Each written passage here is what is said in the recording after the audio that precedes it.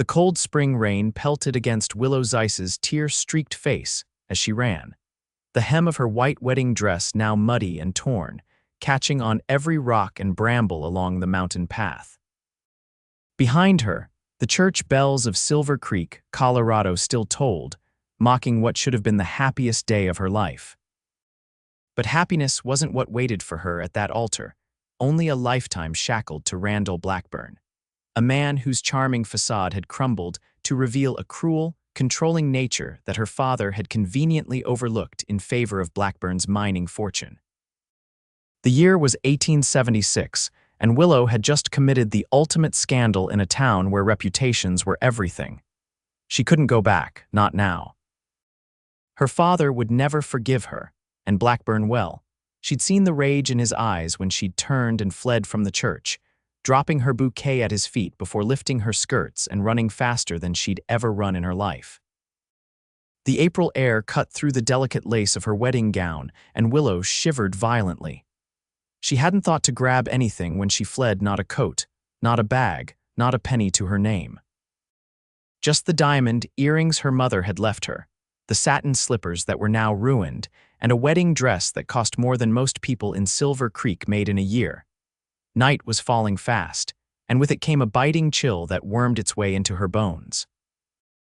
Willow stumbled along the trail that led to the stagecoach road, knowing she needed to get as far from Silver Creek as possible before Blackburn sent men looking for her. Whoa there! A deep voice cut through the patter of rain and the rumble of distant thunder.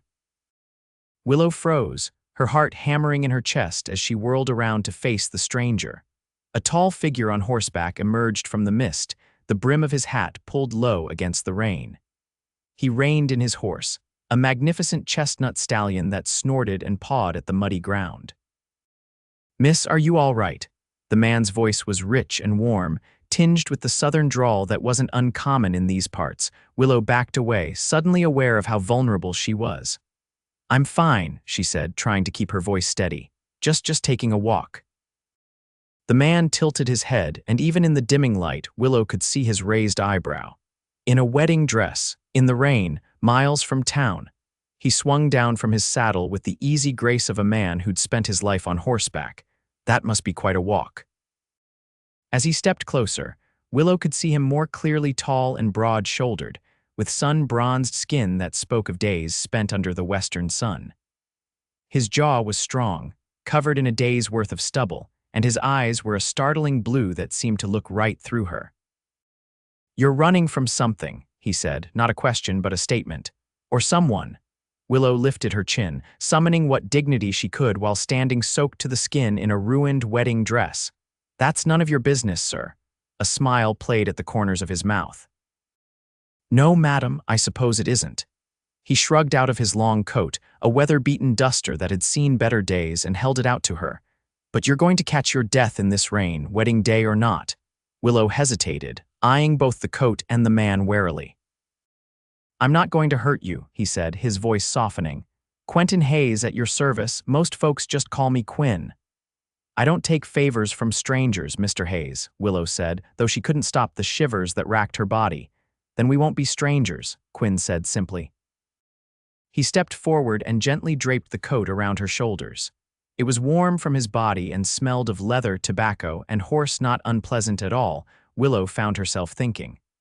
And it's not a favor, it's just basic human decency.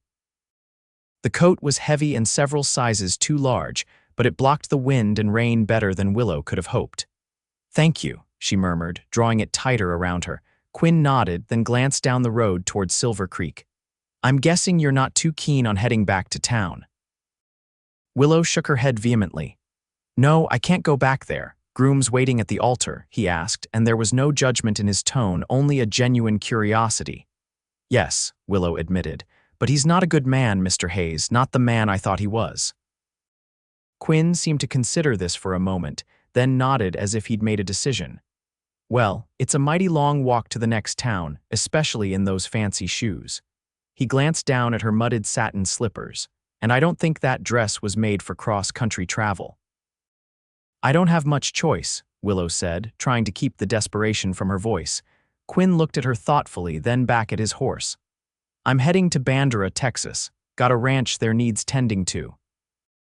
It's a fair distance, but I've got room for a passenger if you're looking to disappear. Willow's heart leaped at the prospect of real escape, not just running blindly through the woods, but actually getting away to somewhere Blackburn couldn't find her. But still, she hesitated. "Why would you help me?" she asked. "You don't even know me." Quin shrugged. "Because you need help and I'm in a position to offer it." He paused, then added, "My ma always said that the measure of a man is what he does when no one's looking." "Well, no one's looking out here except you and me and this old horse." He patted the stallion's neck affectionately. "I don't have any money," Willow admitted. "I left everything behind. I'm not asking for payment," Quin said. "Though I wouldn't mind knowing your name since we'll be traveling companions." Willow hesitated only a moment. Willow Zeiss." "Well, Miss Zeiss," Quin said, tipping his hat, "it's a pleasure to make your acquaintance despite the circumstances." He stepped back to his horse and adjusted the saddle. "We should get moving. There's a cabin about an hour's ride from here where we can shelter for the night." Willow bit her lip, weighing her options. Stay and risk being found by Blackburn, or go with this stranger who, so far, had shown her nothing but kindness. "Thank you, Mr. Hayes," she said finally. "I accept your offer." Quin nodded, then helped her mount the horse before swinging up behind her. The saddle wasn't meant for two, and Willow found herself pressed against him, her sodden wedding dress making everything awkward. "Hold on tight," he said, reaching around her to take the reins. "Thunder here is steady, but the path gets rough." As they rode away from Silver Creek, with each hoofbeat putting more distance between herself and Randall Blackburn, Willow felt something she hadn't expected: relief, yes, but also a flutter of something else. Something that felt dangerously like hope. The cabin Quin had mentioned turned out to be a small hunter's shack, nestled in a grove of pines. It was simple but sturdy, with a stone fireplace and a single room that held a narrow cot, a table, and 2 chairs. "It's not much," Quin said as he lit a lantern, "but it'll keep the rain off our heads." Willow stood dripping in the doorway, Quin's coat still pulled tightly around her shoulders. "It's perfect," she said, meaning it. After the opulent Cage Blackburn had been preparing for her, the cabin's simple honesty was a welcome sight. Quin built a fire while Willow stood as close to the growing flames as she dared, trying to drive the chill from her bones. When the fire was crackling properly, Quin rummaged in his saddlebags and pulled out a clean shirt and a pair of trousers. "They'll be too big," he said, "but they're dry." He placed them on the table. "I'll tend to Thunder while you change." When the door closed behind him, Willow wasted no time stripping off her ruined wedding dress. The elaborate gown, with its layers of lace and pearls, had been her father's choice, just like Blackburn had been. She let it fall to the floor in a wet heap, not caring if she ever saw it again. Quin's clothes hung loosely on her frame, but they were blessedly dry and warm. She rolled the sleeves and pant legs, then cinched the trousers with a length of rope she found on the table. By the time Quin returned, she was sitting cross-legged by the fire, her hair freed from its elaborate updo and spreading around her shoulders to dry. Quin paused in the doorway, staring at her for a moment before clearing his throat and entering. "You look different," he said. "Better, I hope," Willow replied with a small smile. "I never liked that dress anyway." Quin chuckled as he hung his hat on a peg by the door. "Honest women are rare in these parts, Miss Zeiss. Please call me Willow," she said, "and honesty is all I have left at the moment." Quin nodded, then set about preparing a simple meal from the provisions in his saddlebag: jerky, hard biscuits, and coffee. They ate in companionable silence, the only sounds the crackling of the fire and the persistent patter of rain on the roof. "May I ask what happened?" Quin finally said, setting his tin cup aside. "With your wedding, I mean. You don't have to tell me if you don't want to." Willow stared into the fire, gathering her thoughts. "My father arranged the marriage," she began. "Randall Blackburn owns half the silver mines in Colorado Territory. He's rich, influential, and twice my age."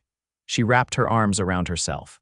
"At first, he seemed charming enough, if a bit controlling. But then I started to see glimpses of his true nature, how he treated his workers, how he spoke about women when he thought I wasn't listening." She looked up at Quin, her green eyes reflecting the firelight. 2 days ago, I overheard him talking to my father about how he planned to break my spirit once we were married. He said wild fillies needed a firm hand. The memory made her shudder. That's when I knew I couldn't go through with it, so I waited until the very last moment and then I ran. Quin's jaw tightened and a muscle ticked in his cheek. Men like that don't deserve the name, he said quietly. You did the right thing running, did I? Willow asked, sudden doubt creeping into her voice. I have nothing now, no home, no family, no money. You have your freedom, Quin countered. And your dignity, those are worth more than gold. Willow smiled faintly. You sound like my mother, she would have hated Blackburn. If she were still alive, none of this would have happened. Quin nodded sympathetically. Losing a parent changes everything, he said, and something in his voice told Willow he understood all too well. What about you? She asked, eager to shift the conversation away from her troubles.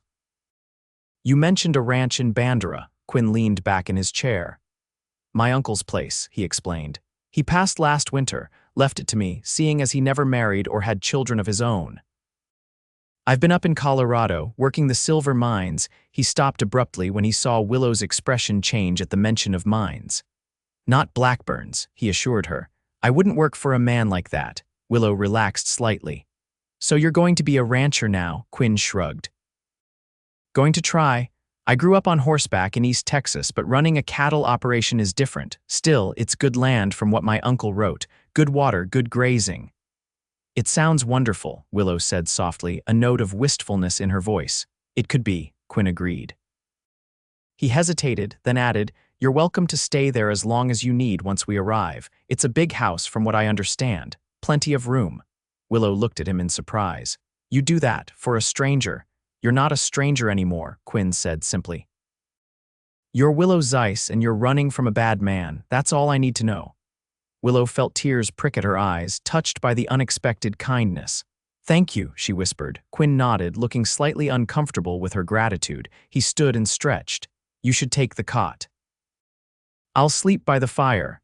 I couldn't, Willow began to protest, but Quin held up a hand. I've slept in worse places, he said with a small smile. Trust me. As Willow lay on the narrow cot later, listening to the rain and the occasional crackle of the fire, she found herself watching Quin's silhouette against the flames. He was unlike any man she'd ever known, straightforward, kind without expecting anything in return, content with what little he had. For the first time since she'd fled the church, Willow felt like she might actually survive this ordeal. And as sleep finally claimed her, she realized she was no longer afraid of what tomorrow might bring. The morning dawned clear and bright, the storm having moved on during the night. Willow woke to the smell of coffee and found Quin already up, tending to a small breakfast fire outside the cabin. Morning, he said when she emerged, still dressed in his two large clothes. Sleep well, better than I expected, Willow admitted. She accepted the tin cup of coffee he offered her and breathed in the rich aroma. Thank you. Quin nodded, then gestured to where her wedding dress hung over a branch, partially dry but still bedraggled. Not sure that's salvageable, he said. Willow looked at the dress, once the embodiment of her father's ambitions for her, now just a sodden mass of expensive fabric. Good, she said firmly. I never want to see it again. After a quick breakfast of the last of Quin's provisions, they packed up and prepared to leave. Before mounting Thunder, Quin paused, looking thoughtful. We should talk about something, he said, his voice serious. If we're traveling together, people will ask questions. A man and woman on the same horse, you in men's clothes. It'll cause talk. Willow felt her cheeks flush. She hadn't considered how their arrangement would appear to others. What do you suggest? Quin scratched his jaw, looking slightly uncomfortable. Well, the simplest explanation would be. He trailed off, then straightened his shoulders. Miss Zeiss, I know we've only just met, but I'd like to offer you my name. Willow blinked in confusion. Your name? For appearances, Quin clarified quickly. If we tell folks we're married, no one will question us traveling together. It would be a protection for you, especially if Blackburn sends men looking. Willow considered the idea. A pretend marriage was not something she'd ever imagined for herself, but Quin was right, it would be the simplest explanation, and it would offer her a shield against both scandal and pursuit. It would only be temporary, Quin added when she didn't immediately respond. Just until we reach Bandera and you decide what you want to do next. The sincerity in his eyes convinced her. All right, Willow said. I accept your offer, Mr. Hayes, both your coat and your name. Quin's face relaxed into a smile. Then I guess it's settled, Mrs. Hayes. The name felt strange to her ears, but not unpleasant. I suppose we should get our story straight, Willow said practically. How did we meet? How long have we been married? Quin helped her mount Thunder, then swung up behind her. Simple is best with lies, he advised. Let's say we met last summer when I was working in Silver Creek, courted for a few months, married in the fall, and now we're heading to my uncle's ranch in Bandera to start our life together. Willow nodded, finding the story plausible enough. And if anyone asks why I'm wearing men's clothes, we got caught in the storm and all your things got ruined, Quin said. Not far from the truth. As they set out along the trail, Willow found herself acutely aware of Quin's solid presence behind her. His arms brushed her sides as he held the reins, and his chest occasionally pressed against her back when the trail dipped or rose. It was an intimacy she wasn't accustomed to, and yet there was something comforting about it. They rode for most of the day, stopping only to rest Thunder and to eat the small meal Quin had managed to hunt a pair of rabbits roasted over a quick fire. By mid-afternoon, they reached a small trading post where the mountain trail met a larger road. We'll need supplies, Quin said as they approached the weathered building, and proper clothes for you if they have any. The trading post was run by an elderly couple named the Morgans, who eyed Willow's attire with undisguised curiosity. This is my wife, Willow, Quin said smoothly, placing a gentle hand on her shoulder. We had some trouble on the trail during the storm last night. Lost most of her things when our packhorse bolted. Mrs. Morgan's face softened with sympathy. Oh, you poor dear. Come with me, I might have something that would fit you better than those. She led Willow to a back room where she kept a small selection of women's clothing. Your husband's a handsome one, Mrs. Morgan commented as she held up a simple blue calico dress against Willow to check the size. How long have you two been married? 6 months, Willow replied, remembering their agreed-upon story. We're heading to his uncle's ranch in Bandera, Mrs. Morgan nodded approvingly. Texas is good country for starting a family, she said with a knowing smile that made Willow blush. When Willow emerged from the back room dressed in the blue calico and a serviceable pair of boots, she found Quin settling their bill with Mr. Morgan. His eyes widened slightly when he saw her, and Willow felt a curious flutter in her stomach at the appreciation she saw there. You look like yourself again, Quin said, his voice a little gruff. Thank you, Willow replied, smoothing the dress's simple skirt. It feels good to be properly dressed. They purchased additional supplies, food for the journey, a bedroll for Willow, and a wide-brimmed hat to protect her from the sun. As they prepared to leave, Mr. Morgan approached them. Word of warning, he said in a low voice. Had a couple of rough-looking fellas through here earlier asking about a runaway bride. Said she stole some valuable jewelry and ran off from a church in Silver Creek yesterday. Willow's hand instinctively went to her mother's earrings, and she felt her heart begin to race. Quin's arm went around her waist, steadying her. That's so, Quin said, his tone casual despite the tension Willow could feel in his body. Any idea which way they were headed? South, same as you, Mr. Morgan said, but they were moving fast, likely past the fork in the road by now. If I were you, I'd consider taking the western route. Longer but quieter. Quin nodded his thanks, then guided Willow outside to where Thunder was waiting. Once they were out of earshot, Willow clutched his arm. They're saying I'm a thief, she whispered, her voice shaking. Blackburn's trying to make me a criminal, Quin's face hardened. It's a common enough tactic for men like him, make the victim look like the villain. He helped her mount Thunder. Mr. Morgan's right, we should take the western route. It'll add a few days to our journey, but it'll be safer. As they rode away from the trading post, Willow felt a gnawing fear that her brief taste of freedom might be cut short. What if they catch up to us? She asked. Quin's voice was steady and certain behind her. They won't. And even if they did, I wouldn't let them take you back to Blackburn. Why? Willow asked, turning her head to look back at him. Why are you risking so much for me? Quin was quiet for a long moment, and when he finally spoke, his words were careful, measured. Because when I was 16, my sister ran from a man who beat her. No one helped her. She didn't make it far. The pain in his voice told Willow everything he wasn't saying. I won't stand by and watch another woman suffer if I can prevent it. Willow reached back and placed her hand over his where it rested on the saddle. I'm sorry about your sister, she said softly. Quin nodded, and they rode in silence for a while, each lost in their own thoughts. The western route took them through more rugged terrain, away from the established trails and stage roads that Blackburn's men would likely be watching. That evening, they made camp in a sheltered hollow beside a small stream. Quin built a fire while Willow organized their supplies, falling into a companionable rhythm as if they'd been traveling together for years rather than a single day. As they sat by the fire after their simple dinner, Quin pulled out a small flask from his saddlebag and offered it to Willow. Not much, he said, but it helps ward off the chill. Willow took a cautious sip of the whiskey, coughing slightly at the burn.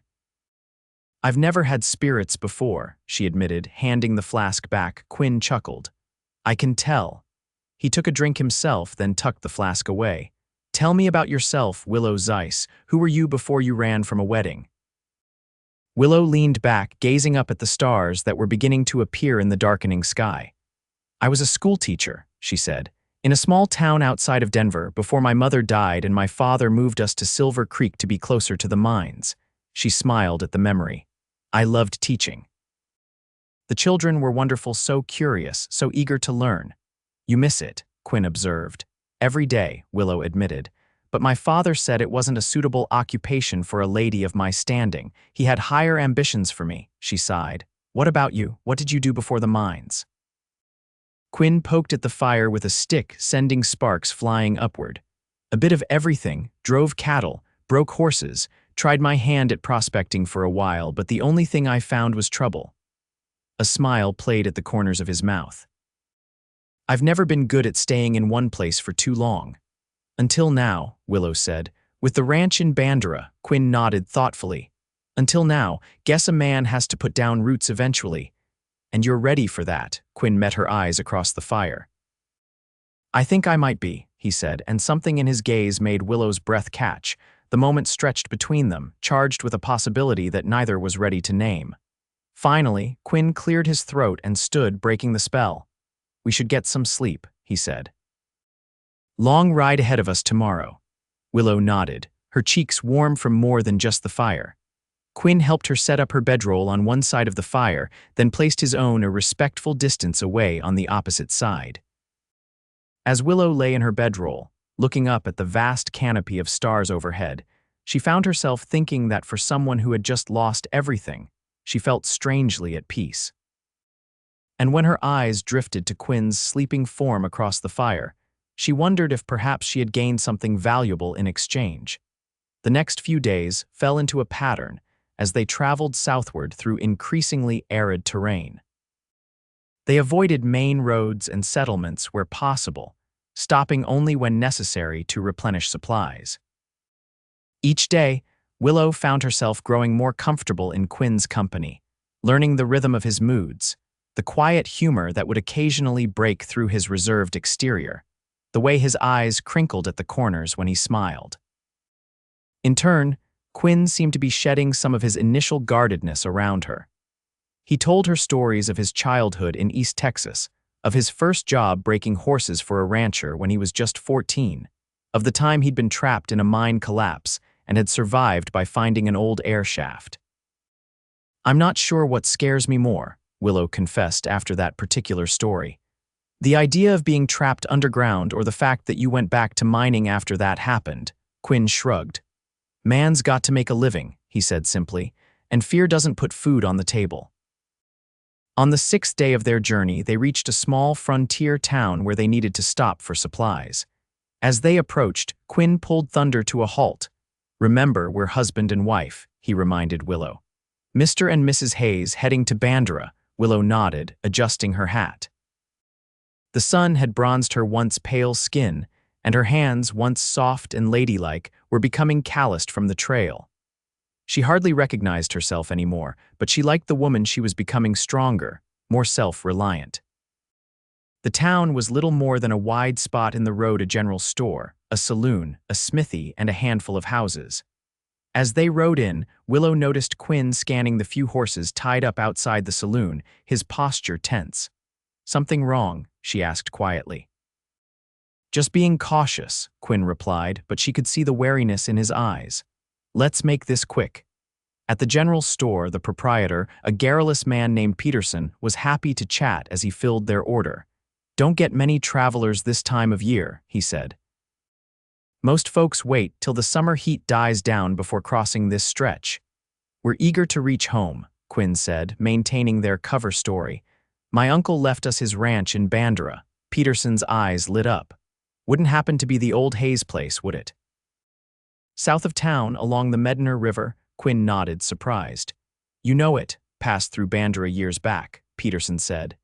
"Tanner Hayes was known for breeding some of the finest quarter horses in Texas. Sorry to hear he's gone."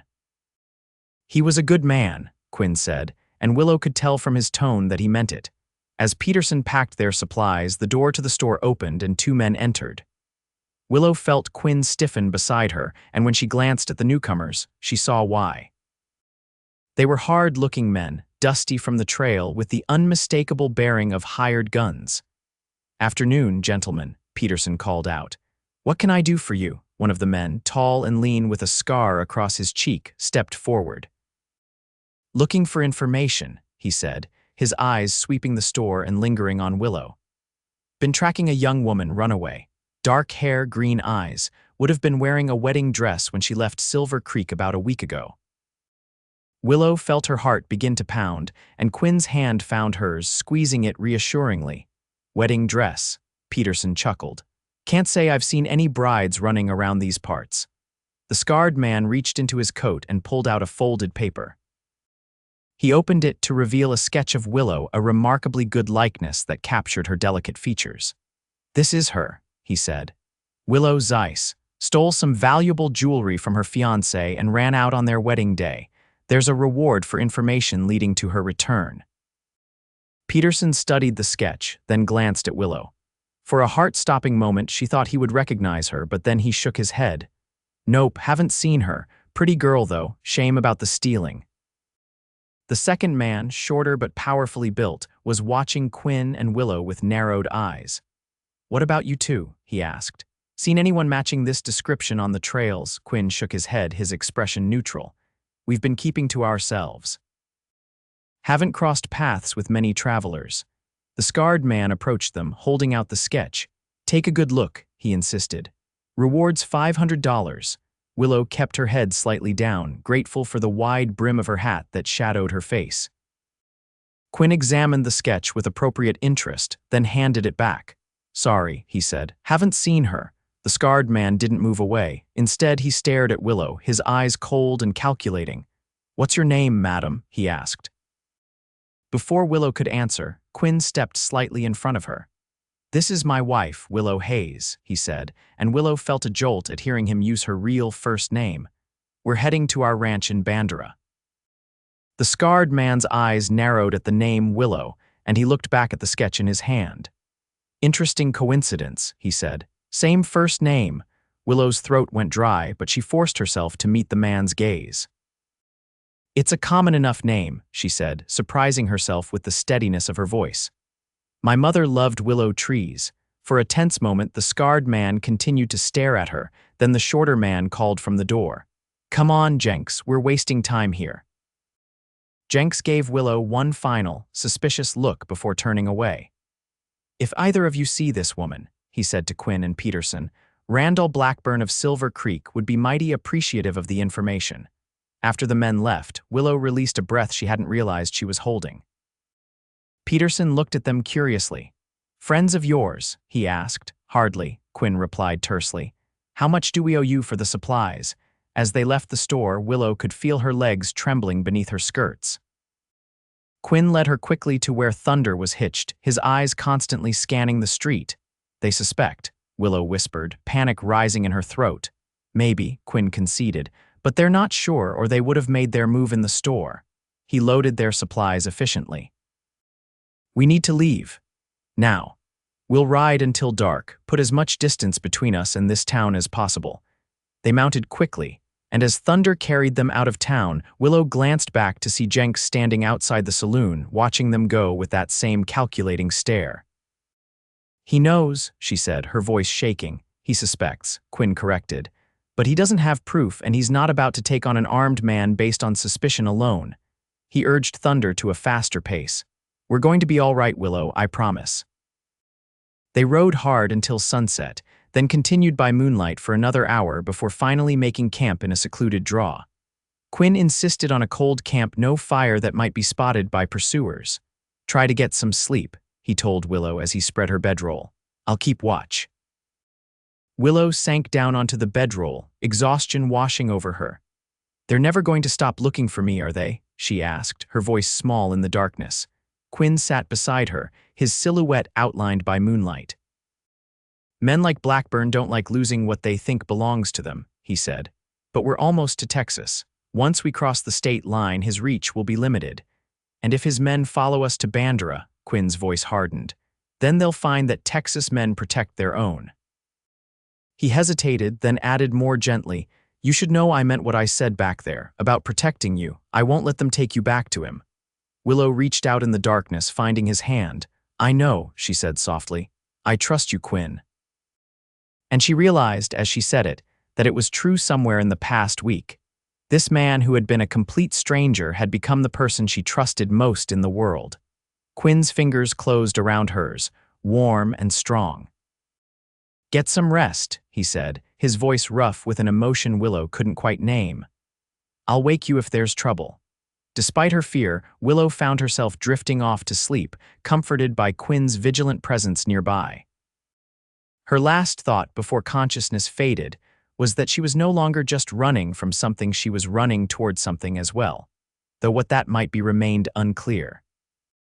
The next few days were tense as they pushed hard for the Texas border, taking obscure trails and crossing difficult terrain to avoid detection. Quin was vigilant, constantly scanning their backtrail for signs of pursuit. They spoke little during these long days of riding, both aware that danger might be close behind.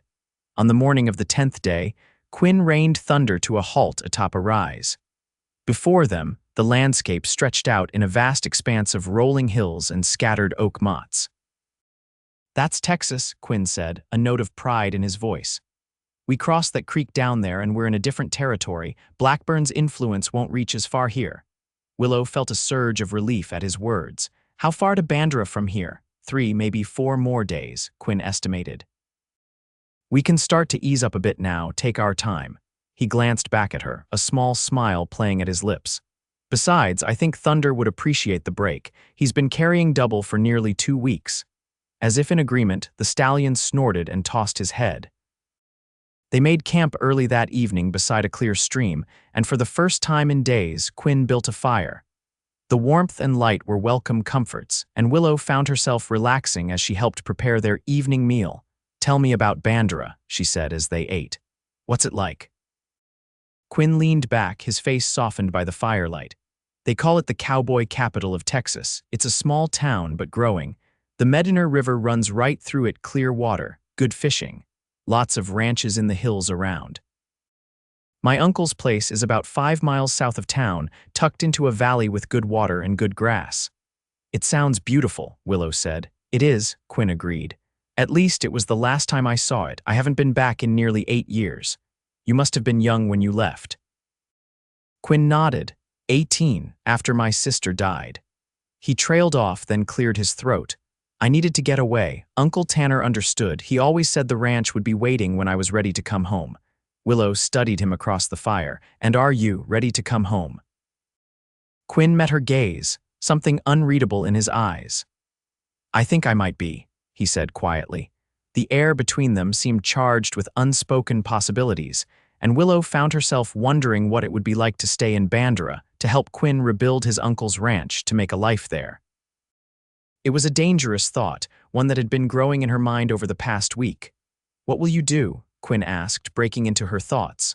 "Once we reach Bandera, I mean." Willow looked down at her hands. "I don't know," she admitted. "I haven't thought that far ahead.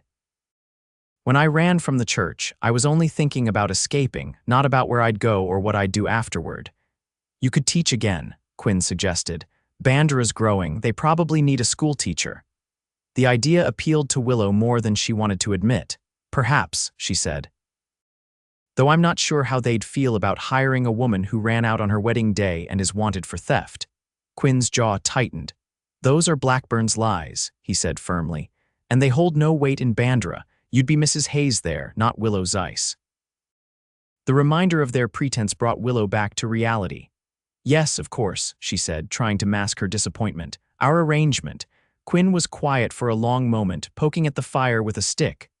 About that, he finally said, his voice uncharacteristically hesitant. I've been thinking. When we get to Bandra, there's no reason we couldn't. Continue as we are. Willow looked up sharply. What do you mean? Quin met her gaze, and in the firelight she could see that his expression was earnest, almost vulnerable. I mean that you could stay, at the ranch. With me, not just as a temporary arrangement, but… He trailed off, seeming unsure how to continue. Willow's heart was suddenly racing. Are you asking me to actually marry you, Quin? She asked, hardly daring to believe what she was hearing. Quin set aside the stick and moved around the fire to sit beside her. I know it's sudden, he said, his voice low and intense. And I know we've only known each other for a short time, but I also know that in these past 2 weeks, I've come to care for you in a way I didn't think was possible. He took her hands in his, and Willow could feel a slight tremor in his fingers. I'm not asking for an answer now, I'm just asking you to consider it. Willow stared at their joined hands, her mind whirling with conflicting emotions. Part of her wanted to say yes immediately, to embrace this chance at happiness with a man who had shown her nothing but kindness, respect, and protection.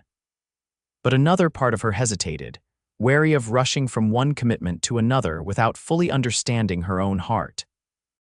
I don't know what to say, she admitted. This is so unexpected.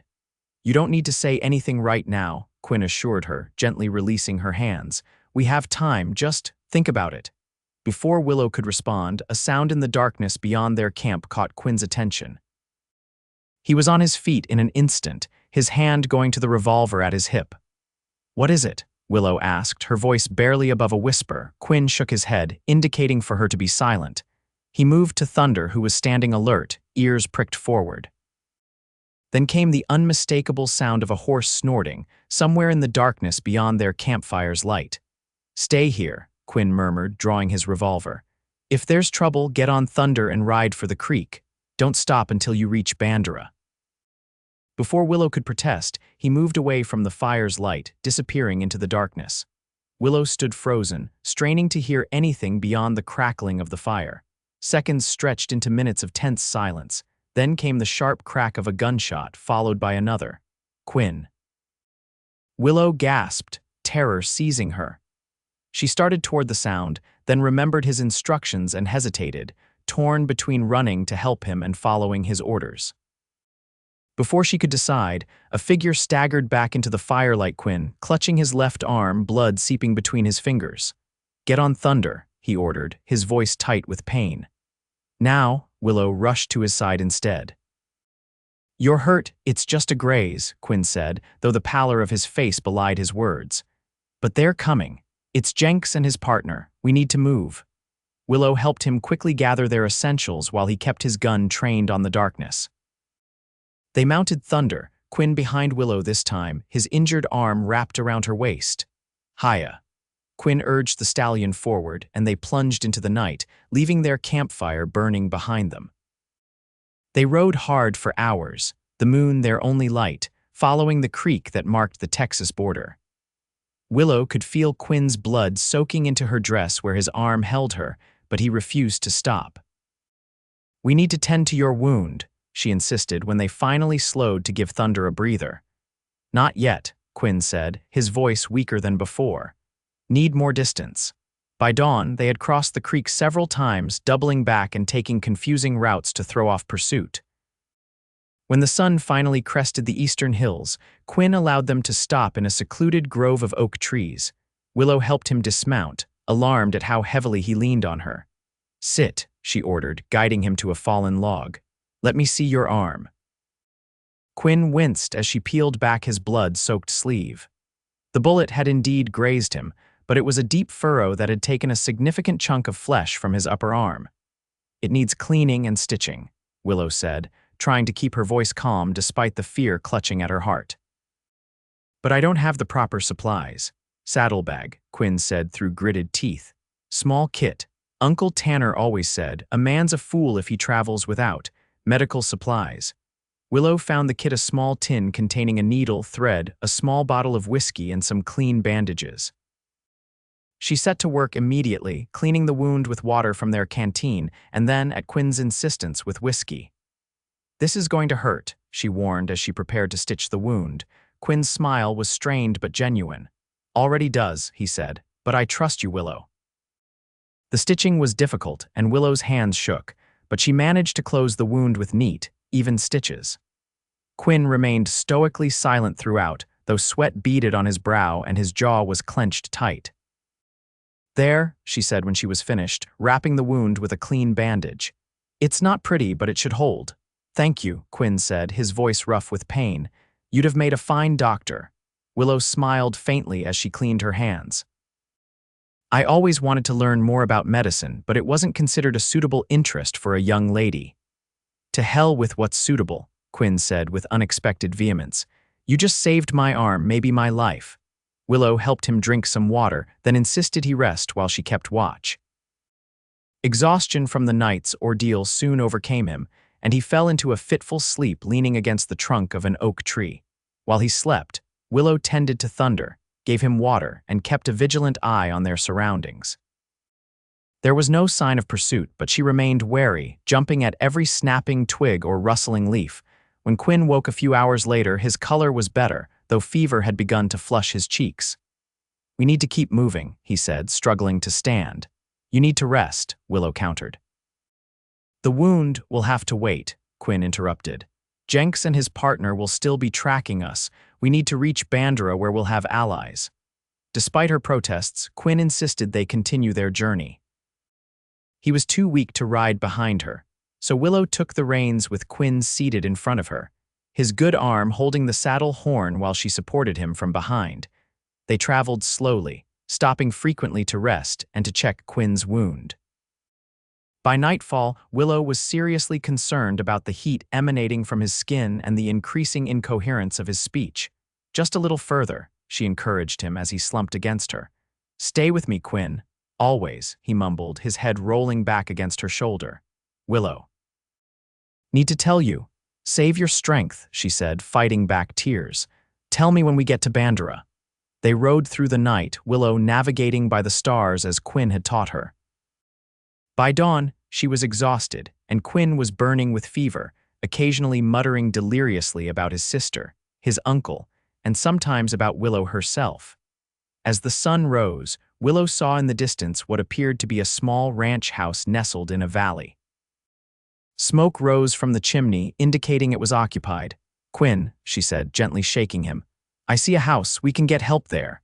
Quin stirred, his eyes glassy with fever.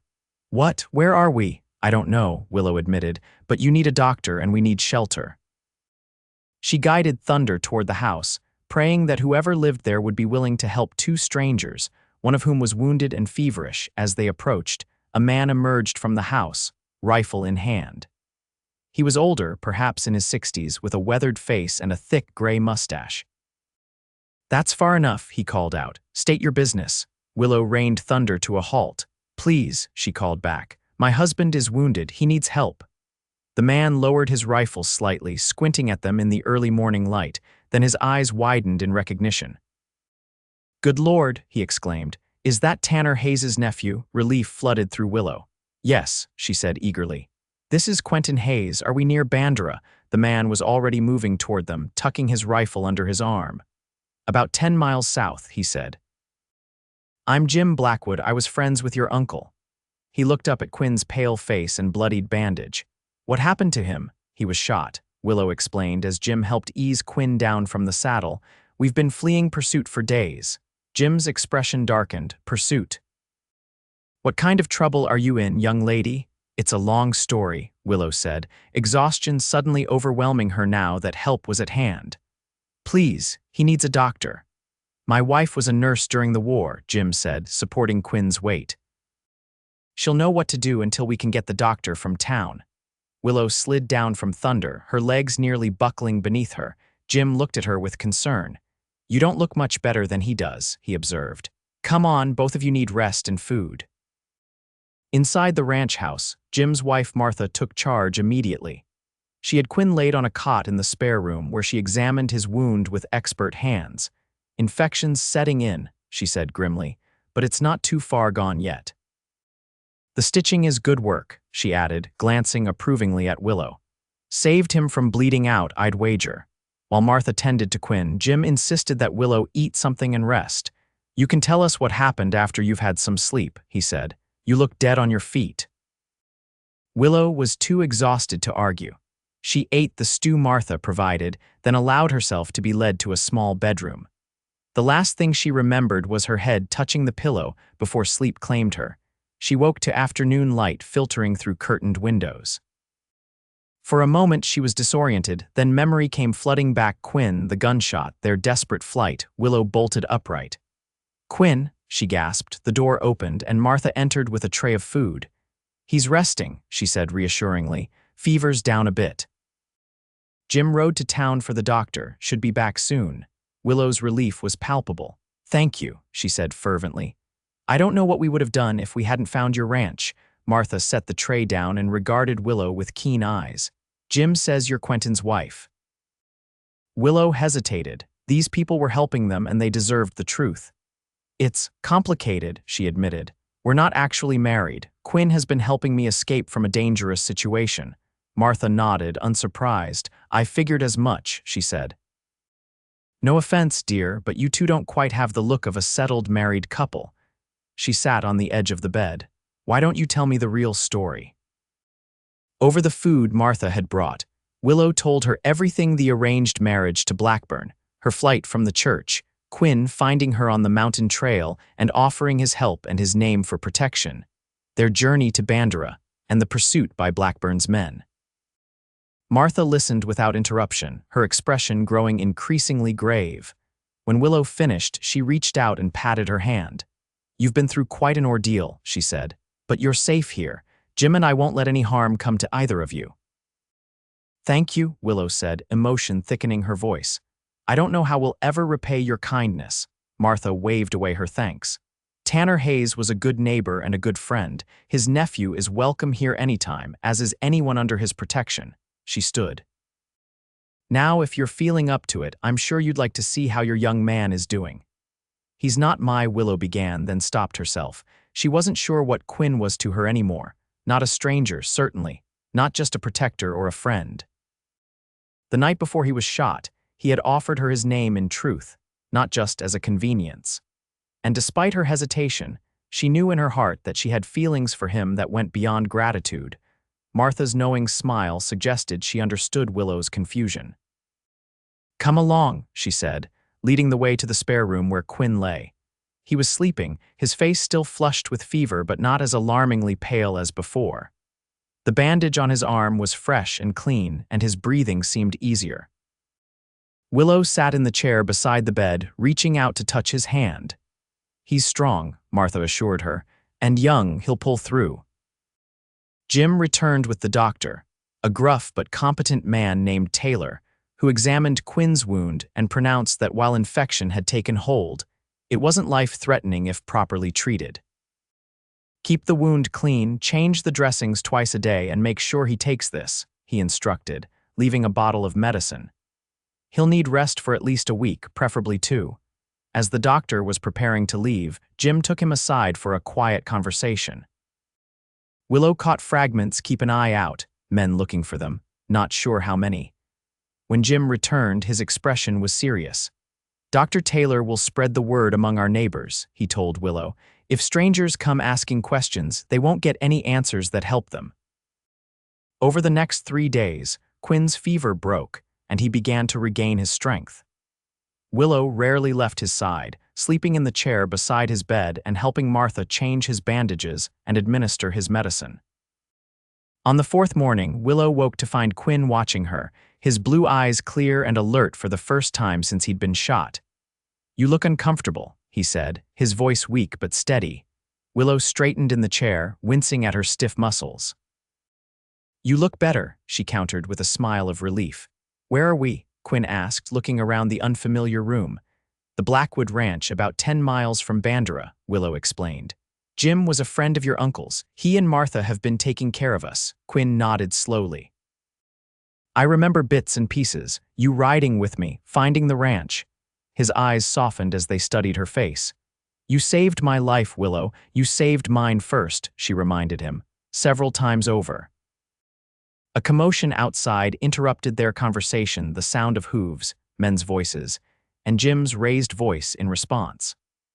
Willow went to the window and peered out, her heart sinking at the sight of two familiar figures dismounting in the yard, Jenks and his partner. It's them, she whispered, turning back to Quin. Blackburn's men. Quin struggled to sit up. Help me, he said, reaching for his gun belt that hung on a peg near the bed. You can't, Willow protested. You're too weak. I'm not letting them take you, Quin said firmly. Not after everything we've been through. Before they could argue further, the door opened and Martha slipped in. Stay quiet, she advised. Jim's handling it. Through the partially open door, they could hear the conversation in the yard. I'm telling you, no one matching that description has passed this way, Jim was saying. My wife and I live alone, haven't had visitors in months. Then you wouldn't mind if we took a look around, Jenks's voice replied, just to be thorough. Actually, I would mind, Jim said, his tone hardening. This is my property and you have no right to search it without cause. We're tracking fugitives, the other man argued. That's cause enough. Not in Texas, it isn't, Jim retorted, not without proper authority. You boys aren't Texas Rangers or U.S. Marshals, so unless you've got papers from a judge, you can turn around and ride out the same way you came in. There was a tense silence, and Willow held her breath, her hand finding Quin's and squeezing tight. You're making a mistake, old man, Jenks said, his voice low and threatening. The woman we're after stole valuable property. Her companion shot my partner. They're dangerous. Jim's laugh was derisive. Son, I fought in the war between the states and survived 20 years ranching in Comanche territory. I know dangerous when I see it, and you two don't frighten me.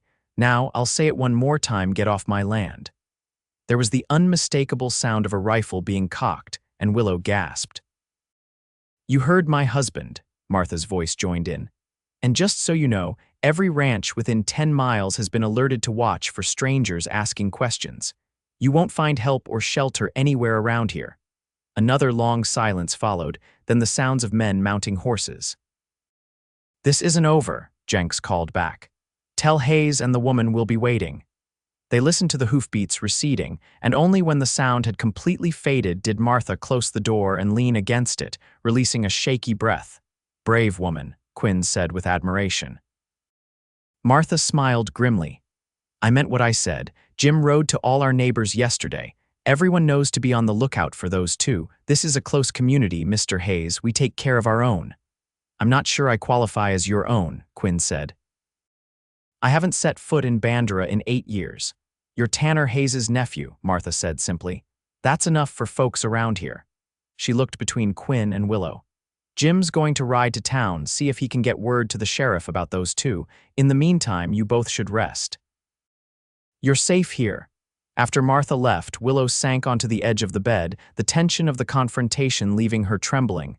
They found us, she whispered. Even here. Quin reached for her hand again. But they didn't get us, he pointed out, and they won't. He hesitated, then added, Willow, about what I said, before I was shot, about you staying in Bandera with me.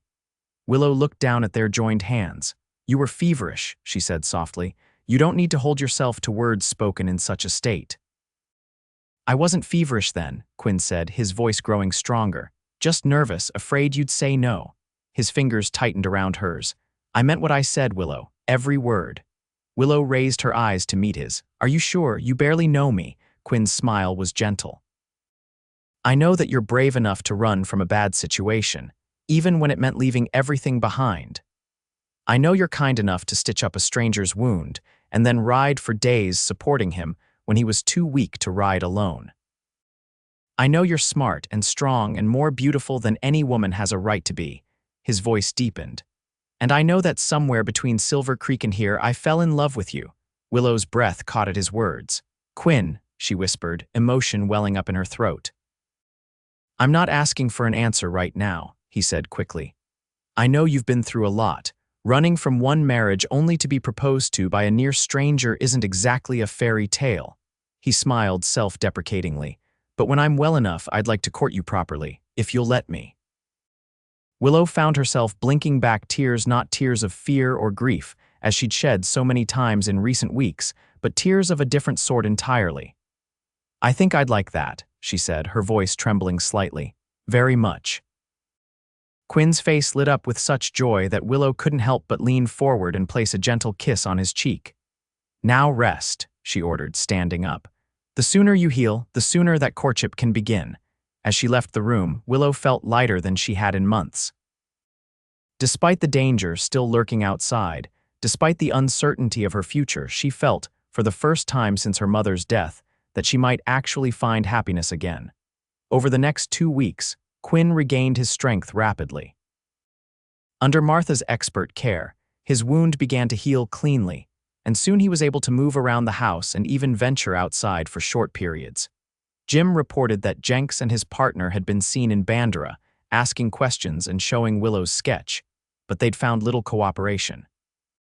The sheriff had warned them that without proper authority, their pursuit could be considered harassment, and if they caused any trouble, they'd find themselves in a Texas jail. They're still watching the roads to your uncle's ranch, though, Jim told Quin as they sat on the porch one evening. Figure they know that's your destination. We can't impose on you and Martha forever, Quin said, clearly troubled.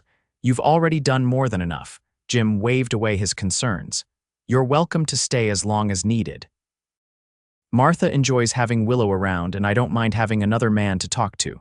He puffed on his pipe thoughtfully. But if you're set on getting to your place, there's a back trail through the hills. Not many know about it. Could get you there without being seen. Quin considered this. Is it passable for a wagon? I can ride, but I don't want Willow on horseback if there's a chance of trouble. Jim nodded. Rough in places, but doable with a good team. He studied Quin for a moment. You care for her a great deal, don't you? More than I thought possible, Quin admitted. I've asked to court her properly once we're settled. Jim smiled behind his mustache. Martha will be pleased to hear it. She's taken quite a shine to your young lady. He knocked the ashes from his pipe. I'll speak to her about preparing for your departure. Few more days should see you fit enough for the journey. 3 days later, Willow found herself sitting beside Quin on the bench of a sturdy wagon, their few possessions packed in the back along with generous supplies from the Blackwoods. Jim rode ahead on horseback, leading the way through a narrow trail that wound through the hills south of Bandera. It's beautiful country, Willow observed as they traveled through stands of live oak and pecan trees, the hills rolling away to the horizon. So different from Colorado. Uncle Tanner always said it was God's country, Quin replied. I didn't appreciate it enough when I was younger. The journey took most of the day, with Jim choosing a circuitous route to avoid any chance of encountering Blackburn's men. As afternoon waned into evening, they crested a hill and Jim reined in his horse. There it is, he said, pointing to the valley below. The Hayes Ranch. Willow leaned forward eagerly. The ranch house was larger than she'd expected, a sprawling 2-story structure of limestone and timber, with a wide porch wrapping around 3 sides. Several outbuildings dotted the property, including a barn, stables, and what appeared to be a bunkhouse. A creek wound through the valley, its banks lined with cottonwood trees. Pastures stretched beyond where a small herd of cattle grazed peacefully. It's beautiful, she breathed. Quin was silent beside her, and when Willow glanced at him, she saw that his eyes were bright with emotion. It hasn't changed, he said softly. After all these years, it looks exactly the same. They descended into the valley as the sun was setting, casting long shadows across the land. As they approached the house, an elderly Mexican man emerged from one of the outbuildings, shading his eyes against the fading light. Dios mío, he exclaimed as they drew nearer. Quentin, is that you, Niño? Quin handed the reins to Willow and jumped down from the wagon, his face breaking into a wide smile. Manuel, you're still here. The old man hurried forward, embracing Quin with tears in his eyes. Of course I am still here. Where else would I go? This is my home, and I promised your uncle I would take care of it until you returned. He stepped back, looking Quin up and down. And look at you, a man now, not the boy who left. Quin turned to help Willow down from the wagon. Manuel, this is Willow. Willow, this is Manuel Gonzalez. He's been the foreman here since before I was born. Manuel removed his hat and bowed slightly to Willow. Welcome to the Hayes Ranch, señorita. It is an honor to meet you. The honor is mine, Willow replied warmly. Quin has told me so much about this place and the people who made it special to him. Manuel's weathered face creased in a smile. Come inside. Rosa will have dinner ready. She will be so happy to see you, Quentin. She still makes those sweet cakes you loved as a boy. As they entered the house, Willow was struck by its welcoming atmosphere. Though clearly a bachelor's home, it was well maintained and surprisingly comfortable, with sturdy furniture, colorful woven rugs, and walls adorned with paintings of the Texas landscape. Rosa, Manuel's wife and the ranch's housekeeper, was indeed overjoyed to see Quin. She alternated between scolding him for staying away so long and fussing over his injured arm, all while preparing a feast that had the kitchen filled with delicious aromas. Over dinner, Jim explained to Manuel the situation with Blackburn's men, and the old foreman's expression grew serious. They will not set foot on this property, he declared firmly. The hands are loyal, we will post watches. How many hands do we have? Quin asked. 6 good men, Manuel replied. Not as many as in your uncle's day, but enough to keep the ranch running. They are all out with the herd now, but will return tomorrow. After dinner, Jim prepared to return to his own ranch, promising to send word if there was any news of Jenks and his partner. You're home now, he told Quin as they shook hands. And home is the best place to make a stand if it comes to that. Rosa showed Willow to a bedroom on the second floor, a comfortable room with a large window overlooking the creek. It was Senor Tanner's sister's room when she visited, Rosa explained. Quentin's mother. I think she would be happy to know you are here. Alone in the room, Willow sat on the edge of the bed, overwhelmed by the day's events. It felt strange to be in a proper house again after weeks on the trail, stranger still to think that this might become her home if she accepted Quin's proposal. A soft knock at the door interrupted her thoughts. She opened it to find Quin standing there, looking somewhat nervous.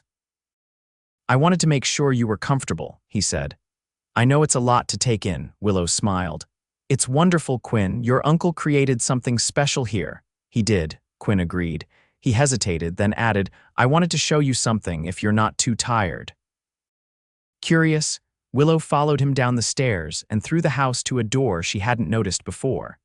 Quin opened it to reveal a small room lined with bookshelves. Uncle Tanner's library, he explained as Willow stepped inside, her eyes widening at the collection. He was a reader, especially in his later years. Willow moved along the shelves, running her fingers over leather-bound volumes of history, literature, and to her delight, several medical texts. This is amazing, she breathed. I thought you might like it, Quin said, clearly pleased by her reaction. Uncle Tanner believed education was important, even out here on the frontier. He pulled a book from a shelf and handed it to her. This made me think of you. It was a slender volume titled On the Education of Young Ladies by a female author Willow wasn't familiar with. She opened it to find progressive ideas about women's education, including arguments for women in medicine and the sciences. Your uncle must have been quite forward-thinking, she said, deeply touched by the gesture. He was, Quin agreed. He always said that a person's worth wasn't determined by their gender or where they were born, but by what they did with the talents God gave them. He looked around the room fondly. I thought, if you decided to stay, you might like to use this room, maybe even start a school someday if that's what you wanted. Willow looked up from the book to find Quin watching her with that same vulnerable expression she'd seen when he first suggested she stay.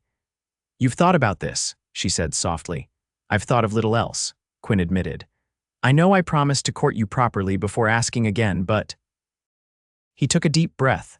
Being back here, seeing this place through your eyes, it makes me even more certain of what I want, who I want to share this life with. He took her hands, the book still between them. I love you, Willow Zeiss. I think I've loved you since I found you on that mountain trail, soaking wet in your wedding dress. A smile touched his lips at the memory. I offered you my coat then, and my name as protection. Now I'm offering you my name for real, and everything that comes with it, this ranch, a home, a future. If you'll have me. Willow felt tears welling in her eyes. 6 weeks ago, she had been preparing to marry a man she didn't love, trapped in a life others had chosen for her. Now she stood in a house that already felt more like home than anywhere she'd been since her mother died, being offered a life with a man who saw her for who she truly was and valued her for it. Yes, she whispered, the word coming easily now with no hesitation. Yes, Quin, I'll marry you. The joy that transformed his face was worth every hardship they had endured to reach this moment.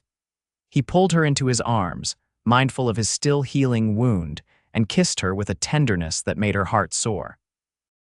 When they finally parted, both a little breathless, Quin rested his forehead against hers. I don't have a ring yet, he said apologetically. Willow laughed softly. I don't need a ring, I just need you. They were married 2 weeks later in the small church in Bandera, with Jim and Martha Blackwood standing up for them, and Manuel and Rosa beaming proudly from the front pew. Willow wore a simple cream-colored dress that Martha had helped her make, with her mother's diamond earrings as her only jewelry. There was no sign of Jenks or his partner during those weeks. The sheriff reported that they had been seen leaving town, heading back north, apparently having given up their pursuit. Whether Blackburn had recalled them, or they had simply tired of the hostile reception they received in Bandera, no one could say for certain. Do you think they're truly gone? Willow asked Quin on the evening after their wedding as they sat on the porch of their home, watching the sunset paint the hills with gold and crimson. I think Blackburn eventually realized you weren't coming back, ring or no ring, Quin replied, his arm around her shoulders. And even a man like him must have better things to do than chase after a woman who doesn't want him, especially across state lines. Willow leaned against him, content in a way she'd never thought possible. I never thanked you properly, she said after a comfortable silence. For what? Quin asked, puzzled. For finding me that day. For offering me your coat when I was soaked and frightened. For giving me your name when I had nothing. Quin's arm tightened around her. I think I got the better end of that bargain, he said, pressing a kiss to her temple. I found the love of my life that day, even if I didn't know it yet. As darkness fell and the first stars appeared overhead, Willow thought about the journey that had brought her here, the desperate flight from a church in Silver Creek, the chance encounter with a kind stranger on a mountain trail, the perilous journey south, and finally, this moment of perfect peace. She had fled her wedding with nothing but her dress, and a cowboy had offered his coat and his name. It wasn't the life she had been raised to expect, but it was infinitely better than anything she could have imagined for herself. 1 year later, Willow stood in the newly completed schoolhouse on the edge of their property, arranging books on shelves while her 5-month-old son, James Tanner Hayes, slept peacefully in a cradle nearby. The school had been Quin's idea, a place where the children of ranch hands and neighboring families could receive an education without having to travel all the way to Bandera. Almost ready for your first students? Quin asked as he entered, carrying a small table. Willow smiled, watching him set the table in the corner. I think so, though I'm not sure how I'll manage teaching and taking care of Jamie. Rosa says she'll help with Jamie while you're teaching, Quin reminded her, and I'm never far away if you need me. He crossed to the cradle and looked down at their sleeping son. He has your eyes, he said, as he often did, with a note of wonder in his voice. And your stubborn nature, Willow countered with a laugh. He fights sleep like it's his sworn enemy. Quin grinned, then pulled her into his arms. Are you happy, Mrs. Hayes? He asked, his voice suddenly serious. Willow looked around the schoolhouse, her dream made real then at their beautiful son, and finally up into the face of the man who had given her not just his name, but a home, a purpose, and a love deeper than she had ever known. Happier than I ever thought possible, she answered truthfully, rising on tiptoe to kiss him. And you, any regrets about taking in a runaway bride? Only that I didn't find you sooner, Quin replied, his arms tightening around her. Every day with you is a gift I never expected. Outside the schoolhouse window, the Texas sun shone down on the ranch that had become their haven, the pastures where cattle grazed, the stables where Quin bred and trained quarter horses as his uncle had done, the garden Willow had planted with Rosa's help, the creek where they often picnicked on warm evenings. It was a good life, built day by day with love and hard work.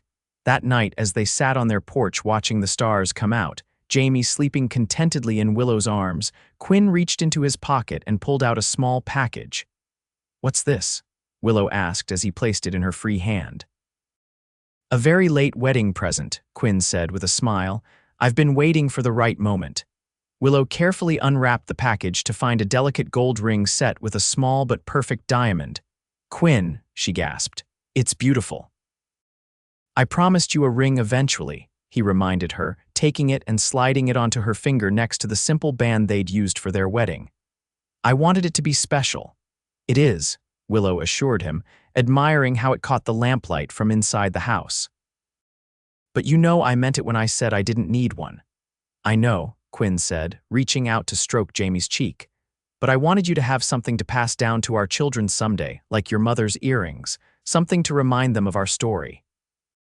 Willow leaned against him, their son cradled between them, the ring glinting on her finger, a symbol of promises made and kept. "It's quite a story," she agreed. "And it's only just beginning," Quin replied, placing a gentle kiss on her lips as the Texas night enfolded them in its peaceful embrace. In the years that followed, the Hayes Ranch flourished under Quin and Willow's care. The school Willow established became known throughout the county for its excellence, eventually growing to accommodate nearly 30 students from neighboring ranches and farms. 2 more children joined their family, a daughter, Elizabeth Rose, born 2 years after Jamie, and another son, Michael James, 3 years after that. Randall Blackburn never again sent men looking for Willow. They heard through occasional travelers from Colorado that he had eventually married the daughter of another mine owner, and was, by all accounts, as unpleasant and controlling as ever. "Do you ever wonder what your life would have been like if you'd married him?" Quin asked once, on the 10th anniversary of the day they'd met. Willow, watching their children playing in the yard with the ranch dogs, shook her head. "Not even for a moment," she replied. "Running from that church was the best decision I ever made." Quin took her hand, his fingers finding the diamond ring he'd given her. "And accepting my coat and my name." Willow smiled up at the man who had rescued her in more ways than one, who had given her not just shelter from a storm but a life filled with love and purpose. "That," she said, rising to kiss him, "was the easiest decision of all."